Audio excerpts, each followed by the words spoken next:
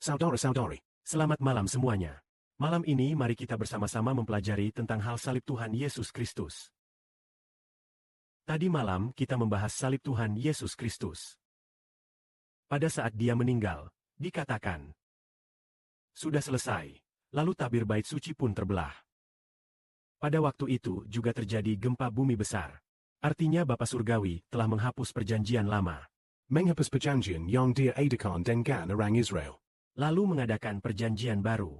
Jadi mari kita lihat apa yang akan terjadi ketika Kristus menyerahkan nyawanya. Hari itu adalah hari persiapan. Untuk menghindari mayat tetap tergantung di kayu salib. Maka orang-orang Yahudi meminta kepada Pilatus agar kaki orang-orang yang disalibkan itu dipatahkan dan menurunkan mereka. Lalu para prajurit pun mematahkan kaki orang pertama dari mereka yang disalibkan bersama Tuhan Kristus. Lalu mematahkan kaki orang kedua. Tetapi ketika mereka datang kepada Tuhan Yesus, Ketika hendak mematahkan kaki Tuhan, mereka mendapati bahwa Tuhan Yesus sudah meninggal, sudah mengembuskan napas terakhir. Maka mereka tidak mematahkan kaki Tuhan kita. Lalu mengapa tidak dipatahkan? Secara logika, orang yang disalibkan, kakinya memang seharusnya dipatahkan. Karena kedua penjahat itu sama-sama dipatahkan kakinya. Tetapi Tuhan tidak dipatahkan. Apakah karena Tuhan sudah meninggal? Lalu karena itu tidak dipatahkan? Itu adalah kehendak Allah.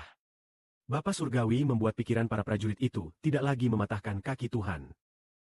Tentu Tuhan memang sudah mengembuskan napas terakhir. Kedua penjahat itu mungkin juga segera mati. Tetapi kedua penjahat itu dipatahkan kakinya. Sedangkan Tuhan tidak dipatahkan kakinya. Tidak dipatahkannya kaki itu. adalah untuk menggenapi apa yang dikatakan dalam kitab suci. Tidak satu pun tulang anak domba boleh dipatahkan.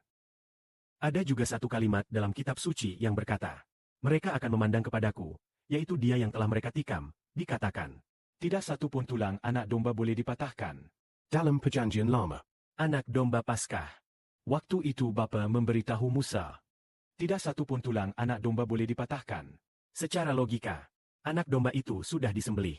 Apakah tulangnya dipatahkan atau tidak? Tidak begitu penting. mengapa Bapa menghendaki supaya tidak satupun tulang anak domba dipatahkan? Sepertinya sedang memberitahukan bahwa ini adalah sebuah tanda. Tanda apa? Di masa depan anak Allah. Tidak satu pun tulangnya boleh dipatahkan. Sebagai tanda, agar orang-orang tahu bahwa dia yang tulangnya tidak dipatahkan itu adalah anak Allah. Dia yang tidak satu pun tulang anak domba dipatahkan adalah anak Allah. Di dalam kitab suci juga ada kalimat seperti ini. Mereka akan memandang kepadaku, yaitu dia yang telah mereka tikam. Artinya tidak satu pun tulang anak domba boleh dipatahkan. Ini menunjuk pada ketika Yesus Kristus dibunuh, tulang kedua penjahat itu semuanya dipatahkan. Tetapi Tuhan tidak dipatahkan. Ini dengan jelas menunjukkan bahwa Yesus adalah Tuhan kita, adalah anak Allah. Membuat kita mengerti, ternyata dia inilah anak Allah. Jadi pada waktu itu, para murid yang berada di samping salib Tuhan Yesus Kristus, ketika melihat pemandangan ini, mungkin sesudahnya mereka akan mengerti. Ternyata tidak satu pun tulang Tuhan dipatahkan. Karena Bapa Surgawi telah menetapkan hal ini. Baik, agar para murid tahu bahwa Yesus adalah Tuhan. Kiranya kemuliaan bagi Bapa. Amin.